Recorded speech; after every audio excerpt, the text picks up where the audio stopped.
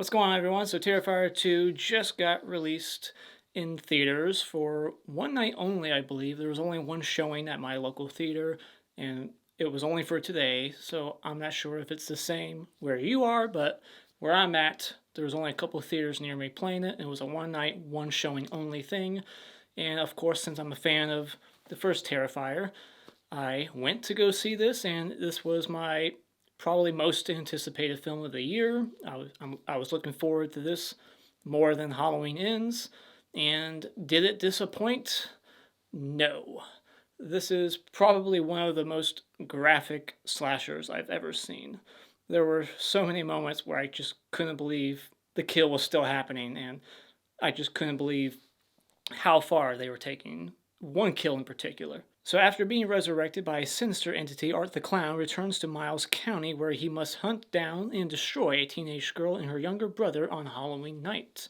This movie picks up right after the first one, and it is once again directed and written and edited and makeup effects done by Damien Leone, who did the first one and All Hallows Eve as well, I believe. And we have David Howard Thornton playing Art the Clown once again, which would bring me to my first positive is I love David Howard Thornton as Art the Clown. He's just as good in this as he was in the original. There's even little callbacks to the first one. There's a fun scene at a costume shop that to me is like this movie's version of the pizzeria scene, and it's my favorite Art the Clown scene in this film. He still has that personality, that sense of humor, that dark sense of humor, and he is just cracking himself up left and right throughout. And just like the original Terrifier, this one has a lot of gory kills. Art gets really creative, and even after he's done killing someone, he likes to play with their body parts a bit. A couple of these kills are definitely an homage to Maniac, and it's very mean-spirited. This is a very brutal movie, and it's going to make some people squeamish more than the first one. Like, this movie somehow beat the hacksaw scene. Like, you thought that kill was brutal, this one ups it. And the gore, while it's not like ultra realistic or anything, it's still pretty awesome and probably better than the effects in Terrifier 1, which I still liked, but I think they were kind of improved in this movie, probably because they had a bigger budget, like probably 10 times the budget. And this one has a lot more set pieces. It has better lighting, better cinematography. I like the atmosphere of the film. It's on Halloween night. We could see kids trick-or-treating. I love the whole third act being at a funhouse, like carnival. Like, that's always a fun setting for a horror movie. Another area that's improved over the original is the characters. The protagonists are much better this time around. In the first one, you didn't really know who Tara and Dawn were. You didn't really care about them. They made some idiotic decisions, like they just keep dropping the weapon again and again. That does not happen in this one. Not that I remember. I didn't see it, so I'm glad that's not here anymore. These are smarter characters who do everything that you should do, trying to escape and fight back. And there's a fun fight sequence between Sienna and Art the Clown towards the end. I wish it could have been a little bit longer. I was wanting a little bit more there, but it was still pretty brutal. It's better than what we got between, Victoria and Art in the first one. This is a bigger fight in the end. It's a bigger finale, bigger climax, and it's pretty entertaining.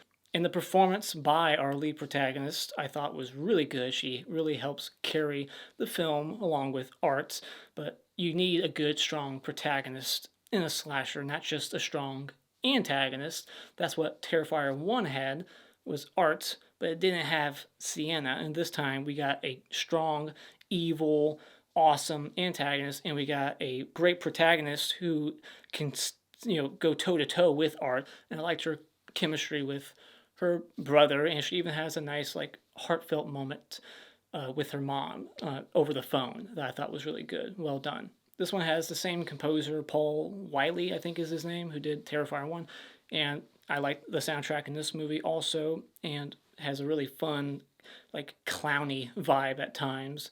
It really fits the movie. And there was even, a cue that sounded like something out of Halloween.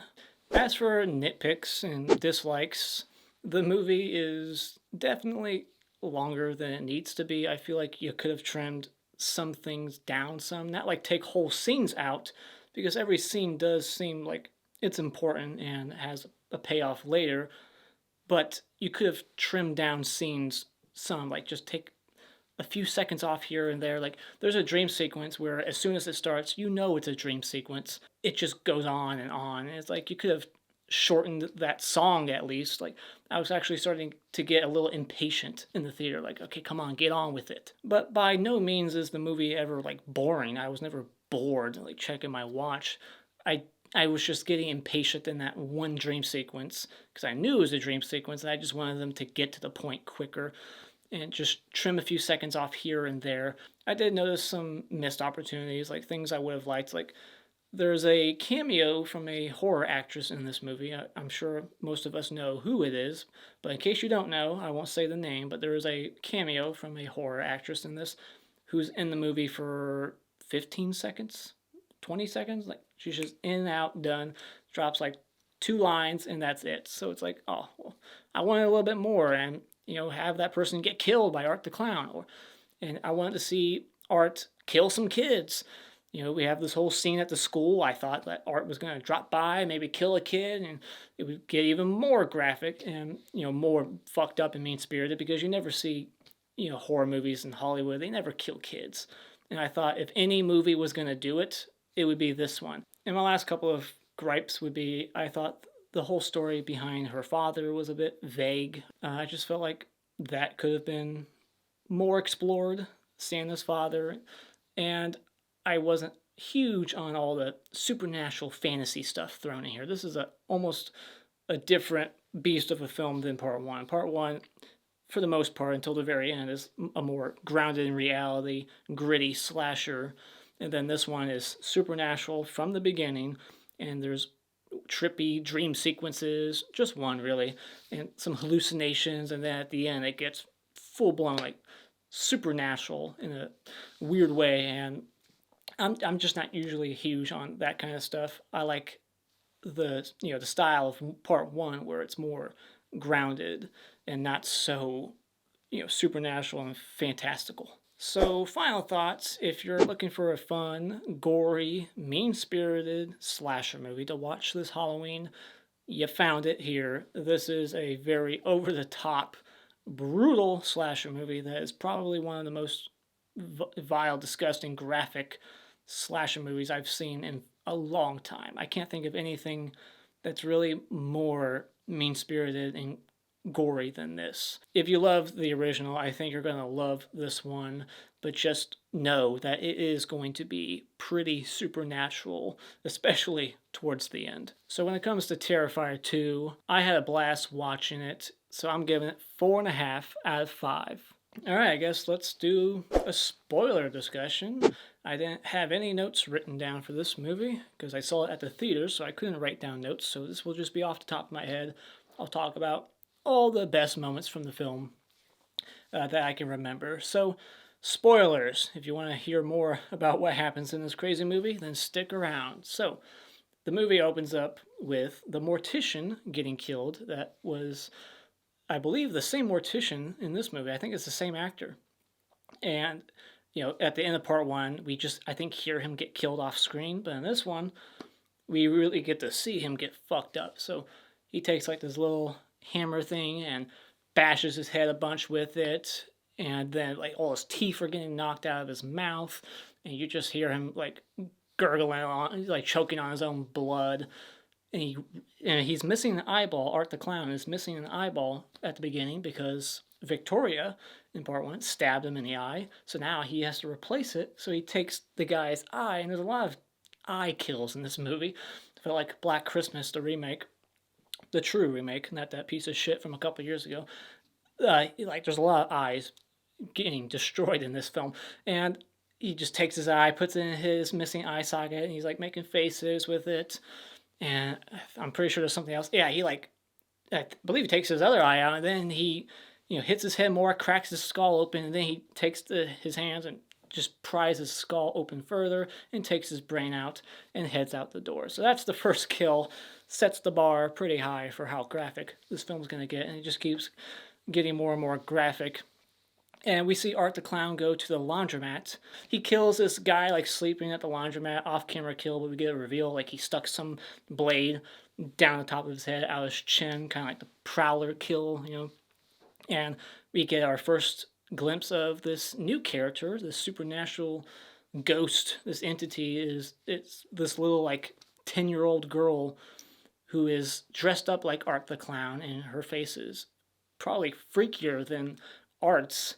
It's just because it's a girl and her age, it just makes it creepier. And then like her teeth are fucked up also, and like her bottom teeth are her top teeth, and her top teeth are actually her bottom teeth, and her eyes glow from time to time, kind of like Art's did in the anthology, right?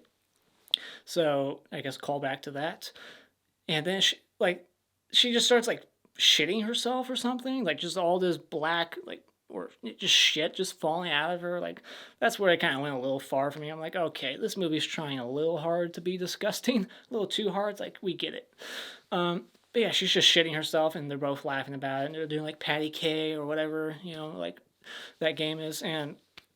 But only he can see this person, and only the brother and sister, the main two characters, can see this little girl from time to time for some reason. Like why only they can see her is never really explained. So again, that's something that can be explained in part 3, their connection to this little girl. Apparently this little girl is an actual girl who got killed a couple years ago at a funhouse, and that's why she leads them to the funhouse in the third act. I don't know. So like the story isn't 100% like, making sense, like all these things, like why she's bringing Art back, like what exactly is her connection to Sienna and her brother Jonathan. I was thinking at one moment, like, are they going to reveal that maybe the dad killed this little girl and that's why she's come back to kill them? Like, he killed himself. We find out that their father crashed a car into a transformer and, died in a fiery explosion, killed himself. And now she's taking medication, Sienna. And I was like, did Sienna kill this little girl? And, like, they kind of drop a line that suggested that she was sent away for a little bit. I don't know, like they just have these little breadcrumbs. I'm like trying to piece it together. Like, wait, was she at a mental institution, Sienna? And like, did she kill this little girl and forget about it? And is it like revenge now? Like, what's going on? It's never really fully explained. But if you have an explanation, let me know in the comments. But yeah, I was also thinking maybe the dad killed this little girl. So now the little girl is bringing Art back from the dead, choosing him to kill these kids of the father for revenge. But it never really explains it all by the end. So, but anyway, so after the laundromat scene, let's see what happens after that. We get the scene at the school. We see Felissa Rose. That's the cameo here.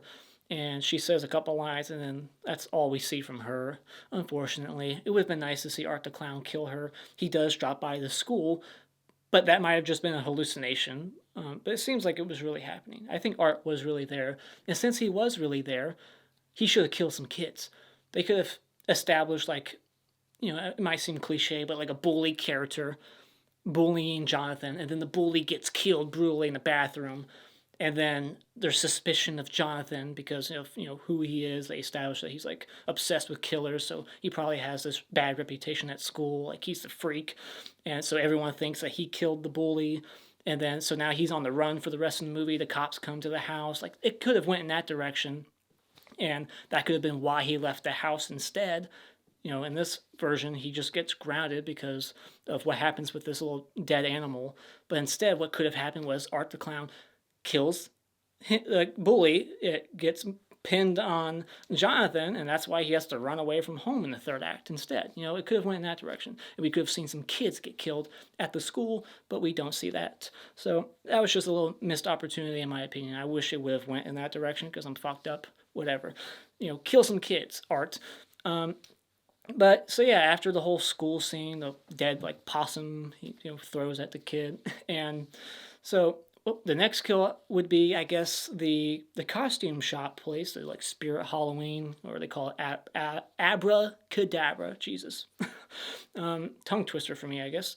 So Abracadabra, they go to the store and we get a kill there. But before that kill, it's very much like the pizzeria scene. We see Art the Clown just fucking around, being a clown. Like he's putting all these glasses on, like multiple different kinds of goofy glasses on, making funny faces, and he's like sneaking up behind her and blowing the horn. And everything at this place seems overpriced. I can't believe that horn cost $9. Come on. But yeah, so then he kills the shop guy, and he's like, he tells me that'll be $9 for the horn, and he's like, no, hold on. He's like looking for his wallet, Art, and he like gets his bag of toys out, and he's putting like all this change and bloody cash on the thing, and he's just like, get the fuck out of here. And he takes his bottle, breaks it, stabbing it right in his eye, and then takes a meat cleaver to the top of his head, kind of like mushes it and pushes it further into his skull, and then he just hacks his head away. And if I'm not mistaken, I believe this dummy head, like it was like animatronic, like its mouth was moving, like it seemed real, like the eye was like twitching as the head was being removed. So it was pretty fucking awesome.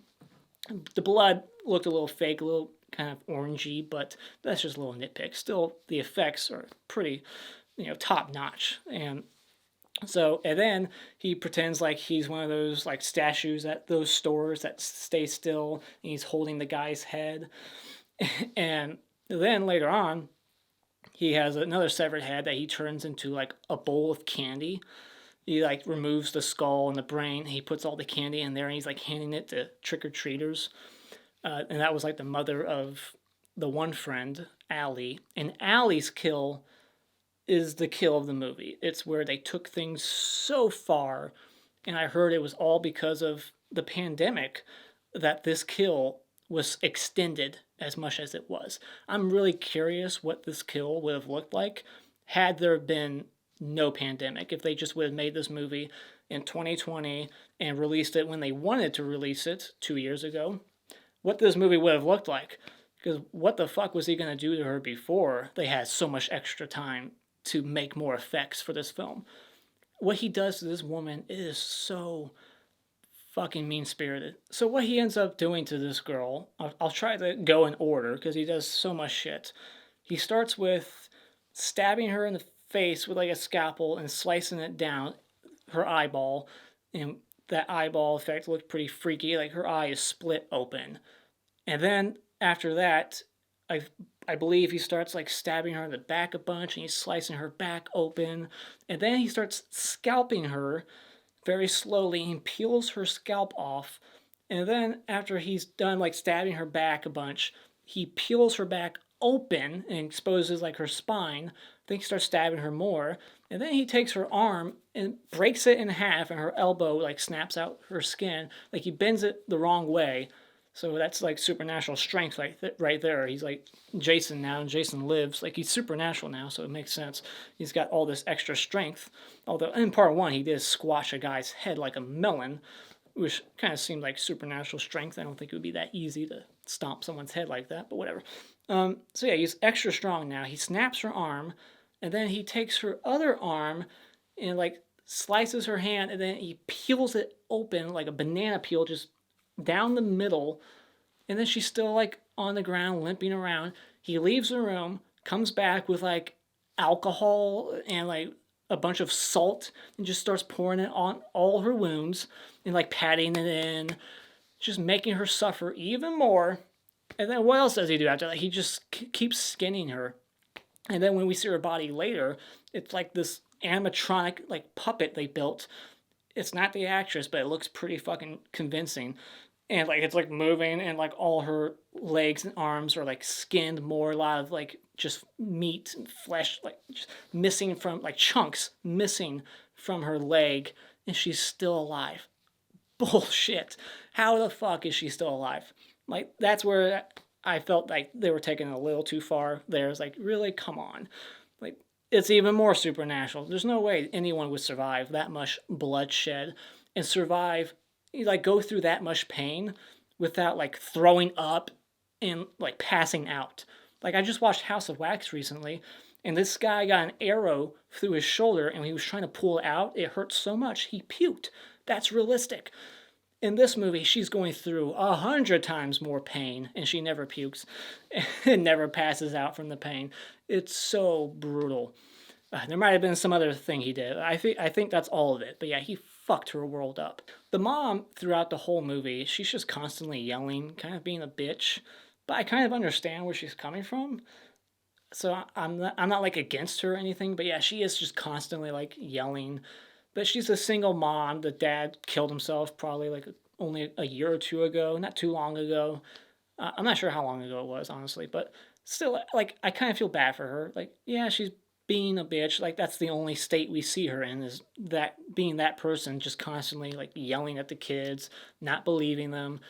But I I understand. Like, I don't hate her character or anything because of it, but yeah, like, she's a little rough on them. So the mom, when she gets killed, this is the maniac kill. She gets shot with a shotgun, and her head just explodes. But instead of her being in the car, like in Maniac, she's outside the car, and Art is inside shooting her from within. And her head just gets blown off, and then he takes her body, sits at a dinner table, and has like mashed potatoes, and starts stuffing her shotgun blasted face with it. Just keeps smashing her face with mashed potatoes. Just so fucking gross. So gross. I skipped past the dream sequence. That happened earlier in the movie. I believe before she goes costume shopping. And you know it's a dream sequence as soon as it starts. And there's this whole like song about a clown cafe, and there's a clown cereal commercial. And to me, this scene just went on a little too long before the gun came out. So we get a callback to the gun kill in part one, except this time it's been upgraded to a like Tommy gun that gangsters used to use in those movies. And he's just blasting everyone away with it. And it's so funny that I was actually thinking about that a few days ago. I was wondering, like, I wonder if he's going to use a gun again in part two. And if he does, they got to up it and have like a minigun. So that thought did cross my mind. And it was funny that they actually did do that, but not to that extreme. It wasn't a minigun, but still, he had like this machine gun. And he was blasting everyone. But it's all a dream sequence. So none of these people even exist. None of them really died. But it was just funny. Like, as soon as he whipped it out, like, that was a moment where the audience that I was with started laughing. And everyone really started laughing when the woman was still playing the guitar, and then he takes a flamethrower thing and lights her on fire, and she's still like spinning and playing that song on the guitar. So that was pretty funny. And so, yeah, then we get to the third act. Jonathan has been kidnapped and he's been drugged and dragged to this funhouse. And I like that Art the Clown has like kind of a typical like creeper van. It's like all black, except it's white down the middle, kind of like Art's outfit. So I like that his van matches his outfit, and it makes sense that he would be driving around. And it explains how he gets from place to place, and that I like that he's not just teleporting everywhere. I hate when killers can teleport. So in part one, Art destroyed a woman's vagina with a hacksaw. In this one, he destroys a guy's dick and balls with a butcher knife. And there was a nice setup earlier in the film, and this payoff was pretty good. The setup was the guy was wearing a shirt that said "just a tip" and had like a bloody butcher knife, and he just comes out of nowhere and starts stabbing this guy in the dick and balls. It takes just the tip of his dick and shows it to his girlfriend, and I thought he was gonna like shove it down her throat or something when he grabbed her, but it looked like he was about to like go stab her in the vagina, but then she like kicked him and ran away. And then he ends up catching up to this girl and throws acid in her face that I guess he got from the morgue, and then takes this weapon that he created, this like baseball bat with all kinds of different sharp knives and stuff, nails hammered into it, and starts bashing her kneecaps in with it, and then crushes her chest open with it, and takes out her heart, and then starts to eat it. And we don't actually see the boyfriend die, so maybe he'll come back in part three. He gets his dick stabbed a bunch, but that's it. We see him moaning and like just on the ground in pain. That's the last time we see him. We don't actually see him like die. So I'm assuming he's dead. But yeah, we hear about Monica, the TV host in the first one, who got her face all mutilated by the lone survivor Victoria, and we find out that she is alive. She did not get killed by Victoria. She just fucked up her face so that she could know what it was like. You know, she was talking shit about her in her face, like, "Oh God, kill me if I ever look like that." And then, you know, karma. She got her face all fucked up, and I'm glad she's alive and has to live with it too. You know, it's what you get for talking shit and being such a two-faced bitch. So then the rest of the movie is really just a lot of, you know, cat and mouse running and hiding and then fighting Art the clown, you know, stabbing him, and then, you know, he's throwing her around the bathroom. You see that in the trailer. And then you think she's dead at one point. He grabs the sword that her dad gifted her and stabs her in the stomach, throws her into this pit, and then she just like resurrects herself. Like she gets resurrected, her wounds start to heal, her sword starts glowing. Like this is when it gets really supernatural, and that's when it's a little too much for me. I don't like this stuff that much.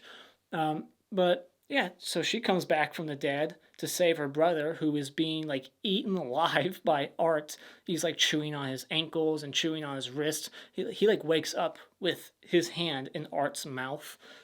And so yeah, the sister comes and saves the day and decapitates Art. And that's the end of the movie. But then we get this post-credit scene that goes on for like 4 or 5 minutes at the insane asylum. And I believe this worker is the same lady who was in that dream sequence playing the guitar. And we got like this wrestler, Chris Jericho, who's one of the other workers there. And Victoria, the lone survivor from the first movie, is in a cell and she's like taking all this blood out of her and just putting it all, like spelling all kinds of cuss words on the wall. And then she gives birth to Art's severed head that's smiling and winking. And, you know, it's just craziness at the last second. That's the end of the movie. Like, that's setting up the third movie, and I'm curious where the fuck they're going to go from there. Like, is he going to regrow his whole body after that? You know, like, I don't understand any of that. It's just very supernatural and weird. So I'm curious how they're going to explain that, if they do at all, in part 3. Like, how she got pregnant with his head and then, you know, gave birth to it. And I don't know. And she writes, like, Vicky plus Art on the wall, like she's in love with Art the clown.